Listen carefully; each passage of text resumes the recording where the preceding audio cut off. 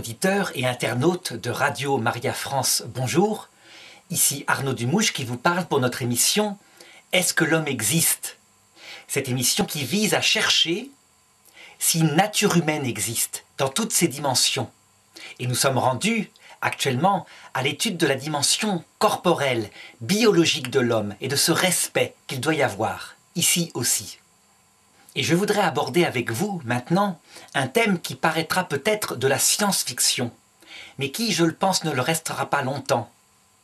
Je veux dire par là que d'ici quelques années, je pense, nous assisterons à des tentatives réalistes cette fois pour essayer de prolonger, voire de tenter de rendre immortelle, mais c'est impossible, je le prouverai après, la vie sur Terre. La science génétique avance, des problèmes bioéthiques se posent de plus en plus, comme je l'avais montré dans d'autres rencontres. Le problème bioéthique le plus important, qui sera sans doute le signe du fait que cette science aura atteint un sommet, c'est la question de la vieillesse programmée de l'homme. De plus en plus, en cherchant dans les cellules humaines, on se rend compte que la vieillesse, elle est programmée peut-être dans ce qu'on appelle les télomères, c'est-à-dire l'espèce de nœud, d'épissure qui termine les chromosomes et qui est fait d'une série de messages répétés X fois, et à chaque division cellulaire, une partie de ces messages répétés disparaît. Si bien que les cellules sont programmées pour se diviser un certain nombre de fois, puis leur division ralentit, c'est la vieillesse, puis elle cesse et c'est la mort. Actuellement, lorsqu'on observe la nature humaine, on pense que, effectivement, l'âge maximal serait autour de 120 ans. Qu'il y a encore des progrès à faire au niveau de la santé, que les fumées que nous respirons qui sont toxiques, nocives, les pesticides qu'on prend, toutes sortes de produits comme ça qui atteignent notre santé font que, même si l'espérance de vie augmente énormément, grâce en particulier à l'invention du frigidaire, il y a moins de 100 ans, qui a été, je pense, le plus grand apport au niveau de la survie humaine, puisque avant, sans conservateur comme cela, on mangeait de la viande salée, ce qui donnait de l'hypertension et ce qui faisait que les hommes mouraient autour de 60 ans. Eh bien, la vie s'est prolongée grâce à l'hygiène, mais là, il ne s'agit plus de ça. Je parle cette fois de quelque chose qui est bien plus radical et qui consiste à des tentatives qui viendront pour changer la nature humaine même. Je veux dire par là que notre nature humaine, si on la constate, on la regarde, on voit bien que dans sa partie biologique, elle est programmée pour ne pas rester sur Terre tout le temps et pour mourir.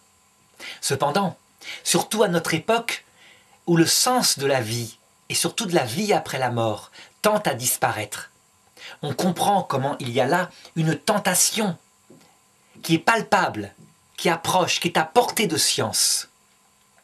Cette tentation, elle est vieille comme l'homme. On se rappelle par exemple dans le texte de la Bible, le texte de la Genèse, quand Dieu, après le péché originel, dit à propos de l'homme « Chassons-le du jardin d'Éden, de peur qu'il ne mange de l'arbre de vie et qu'il vive toujours sur terre. » Et Dieu posta, à l'entrée du jardin d'Éden, le séraphin aux glaives resplendissants, de peur que l'homme ne s'approche de l'arbre de vie. Cet arbre de vie, décrit par la Genèse, est certainement la tentation de vivre toujours sur terre que peut avoir l'homme dès le départ. On en voit d'ailleurs d'autres effets, d'autres façons de se concrétiser, par exemple dans le taoïsme, cette religion d'Extrême-Orient qui n'avait comme seule visée d'essayer par toutes sortes de techniques plus ou moins loufoques de vivre éternellement sur terre. On raconte que le premier empereur de Chine, Qin Shi Huangdi, qui voulait vivre toujours sur terre, pressurait les sages qui l'entouraient, et en particulier les sages taoïstes, pour qu'ils lui trouvent un remède.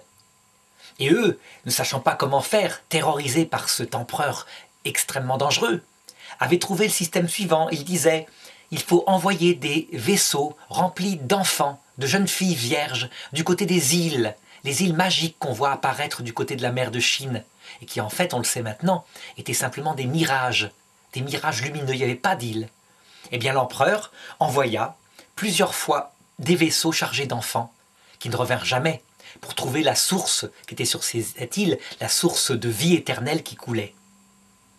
L'empereur en question, se sentant vieillir, pressura tellement un sage taoïste qui lui dit « Il faut manger de la pierre immortelle broyée en poudre. » La pierre immortelle, c'était, je crois, une pierre verte, le jade.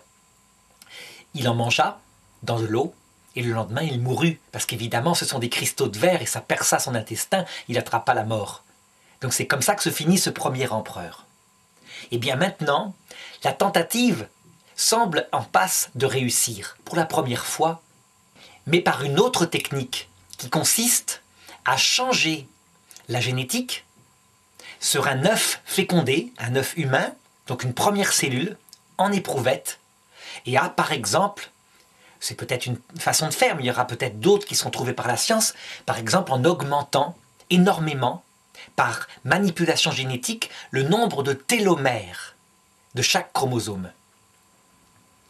Si la chose est faisable, il est évident que l'enfant qui naîtra, et si ça fonctionne, aura des divisions cellulaires qui se prolongeront extrêmement longtemps, de telle façon qu'il puisse vivre par exemple 400, 500 ans, mais avec la jeunesse, puisque la vieillesse, elle est provoquée par le fait que justement, nos cellules ne se divisent plus assez vite en tout cas.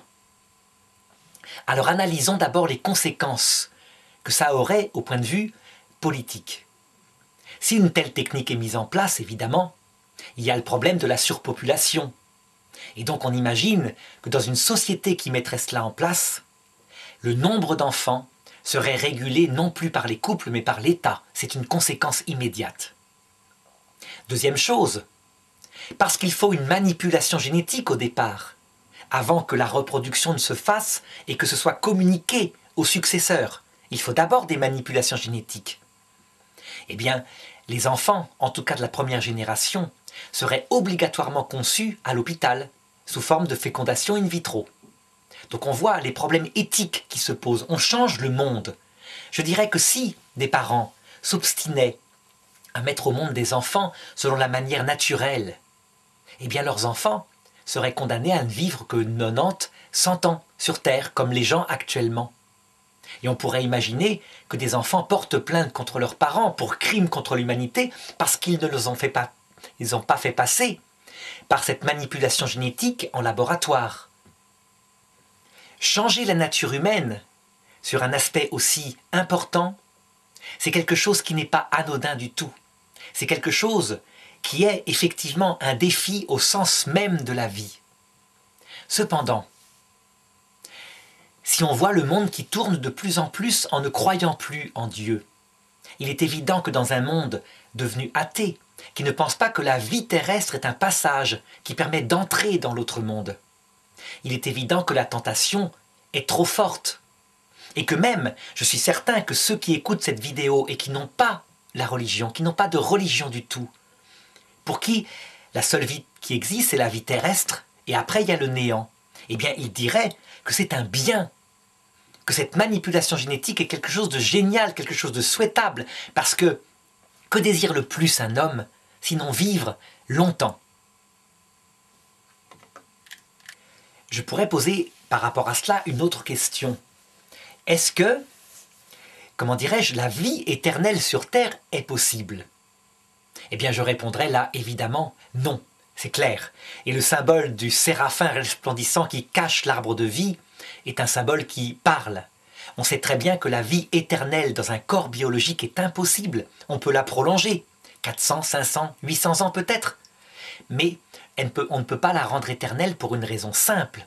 C'est que le monde lui-même, dans son ensemble, par nature, est corruptible. Dire que dans quelques milliards d'années, de toute façon, la Terre sera détruite par elle-même, etc. Mais la prolongation, elle, est abordable par une science moderne.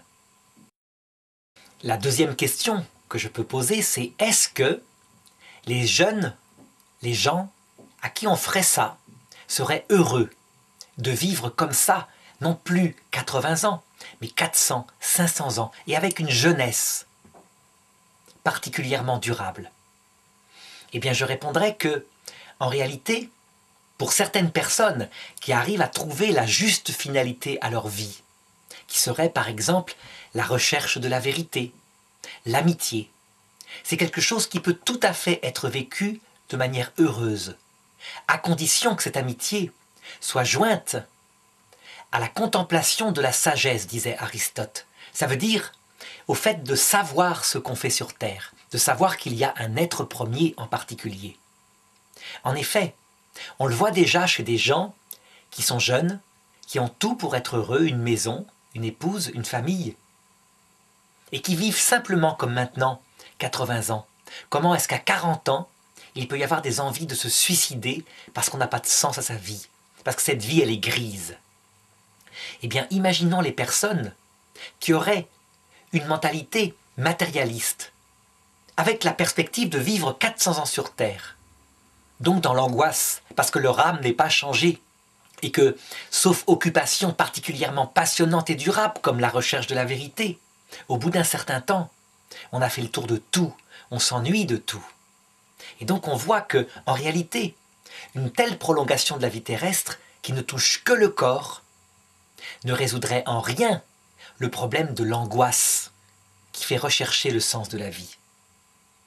Je dirais que pour la plupart des gens, surtout si un monde comme cela était très riche, donc avec beaucoup de loisirs, la nécessité de travailler qui est diminuée parce qu'il y a des machines, eh bien ils ne seraient pas plus heureux, on peut le dire à l'avance, parce qu'on le constate en Occident maintenant. Un économiste qui passe souvent à la radio, qui est très intéressant, et qui analyse justement ce qu'on a vécu depuis 40 ans en Occident. On a donc augmenté d'un tiers l'espérance de vie. On a élaboré une sécurité sociale fantastique qui fait que, dans le pire des malheurs qui puissent arriver, on ne peut pas être à la rue, sauf si on va mal dans sa tête, mais ça c'est autre chose. Il y a toujours des aides sociales, des filets, vraiment de protection et de sécurité.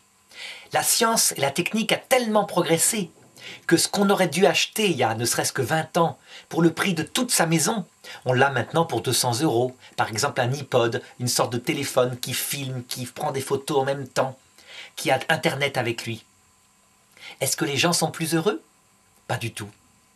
Quand ils possèdent un objet qui est plus performant que le précédent, ils sont heureux avec cet objet pendant, disons, 1 an, 2 ans, et puis ils s'en lassent, ils s'habituent, et il leur faut la nouveauté.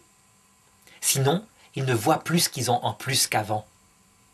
Eh bien, je dirais que si on donnait à l'homme tout ce qu'il faut au point de vue matériel, y compris un corps qui ne vieillit pas, avec l'absence de spiritualité qui donne sens à la vie, eh bien les gens ne seraient pas plus heureux, bien au contraire.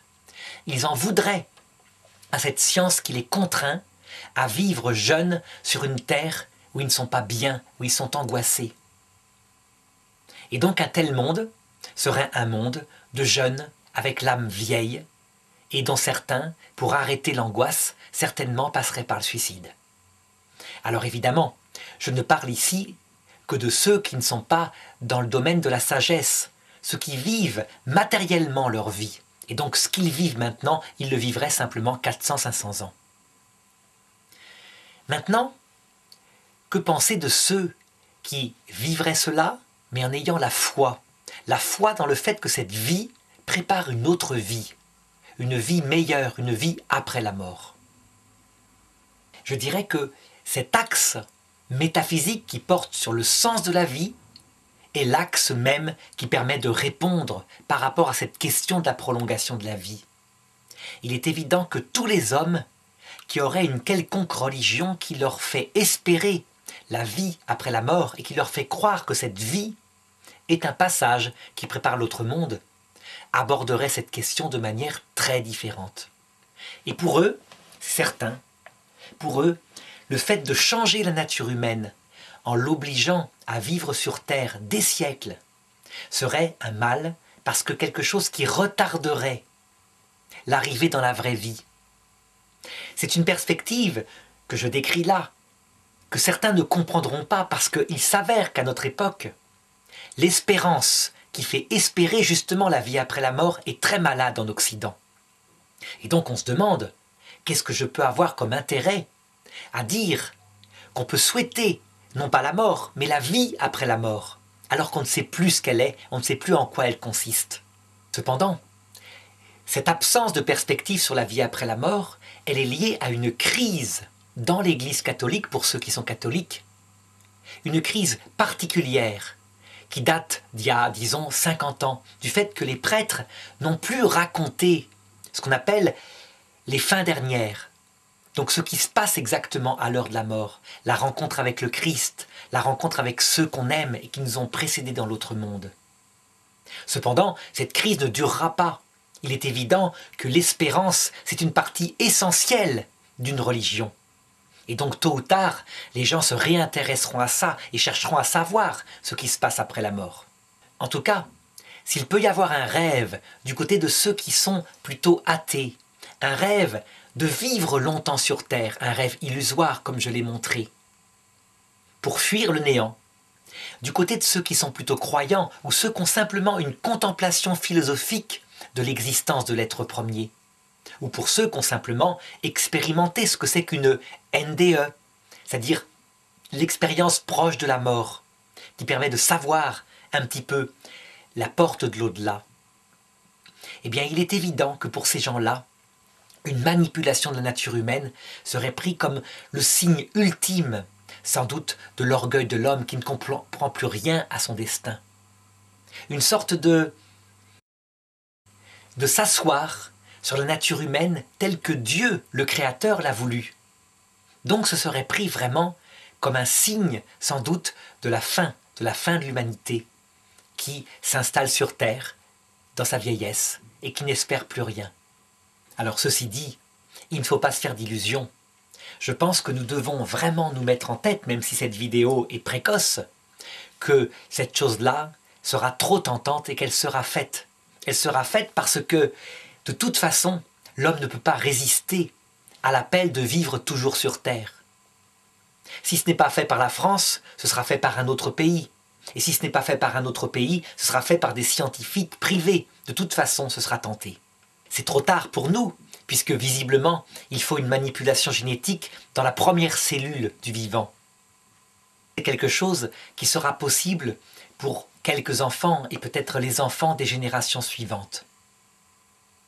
En tout cas, en abordant ce sujet comme je le fais maintenant, on voit à quel point la nature humaine est quelque chose de spécial, qu'en réalité, elle ne se comprend pas sans l'âme. Le corps lui-même, qui peut effectivement être trafiqué, vivre plus longtemps, être modifié génétiquement, le corps lui-même ne prend son sens que par l'idée qu'on se fait de cette vie.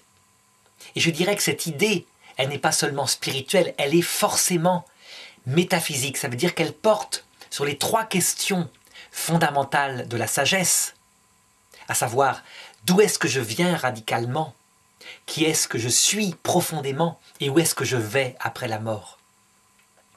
On peut dire que nous, êtres humains, nous modifions radicalement notre façon de voir notre propre corps et son écologie en fonction de cette réponse, de ces 3 réponses qu'on apporte. Si jamais on répond « je viens de l'évolution », matérielle, simplement, le hasard a donné mon être. Après la mort, il n'y a rien que le néant. Et je suis quoi? Un corps biologique avec une conscience comme l'éclair peu durable et qui va disparaître. Dans ce cas-là, effectivement, il faut le reconnaître, il n'y a aucun motif pour définir la possibilité d'évoluer par une manipulation génétique et de vivre des siècles sur Terre. Il n'y a aucun motif pour condamner cela, à condition évidemment que ce soit accompagné des lois liées à la surpopulation que j'indiquais tout à l'heure. Par contre, si on considère que cette vie n'est qu'un passage, que l'âme survit après la mort, que je suis créé par un être premier qui a un projet précis sur moi, que je peux peut-être ne pas connaître, c'est le cas de certains philosophes qui découvrent l'être premier, que je peux au contraire connaître, c'est le cas de croyants qui ont reçu une révélation, qui adhèrent, sans preuve pour le moment, mais qui croient fermement que c'est cela le sens de la vie. Et bien dans ce cas-là, tout ce qui porte le nom de Dieu, toutes les religions qui croient en une vie après la mort, seront fermement opposées à toute manipulation concernant la nature humaine sur ce point-là. Les religions ne sont pas opposées à toutes les manipulations génétiques. Une manipulation génétique portant sur un individu pour le guérir d'une maladie, personne ne peut être contre. Mais dès qu'on touche à l'être humain, si on modifie la nature humaine elle-même, par exemple, faire comme dans le roman 1984 d'Orwell, une série d'infirmières clonées, parce que génétiquement, elles seraient parfaitement adaptées à ce métier-là. C'est créer un monde de fourmis, un monde qui n'est plus en rapport avec ce que c'est que la personne humaine individuelle, son âme spirituelle. Le problème maintenant de la survie sur Terre, 500 ans, comme je l'ai indiqué, ce problème qui se posera tôt ou tard, il pose des questions métaphysiques bien plus profondes. Et dans un monde qui tourne actuellement au fait qu'on ne se pose même plus la question de savoir si Dieu existe et s'il y a une survie après la mort, eh bien, il ne peut y avoir aucun problème, aucun débat même pour établir ça, si ce n'est, par exemple, un débat écologique, en se disant, est-ce qu'on ne va pas avoir surpopulation, etc., etc. Mais le débat métaphysique, lui-même, étant de plus en plus sorti du monde, alors que c'est lui qui est en jeu là-dedans, eh bien, il n'intervient plus.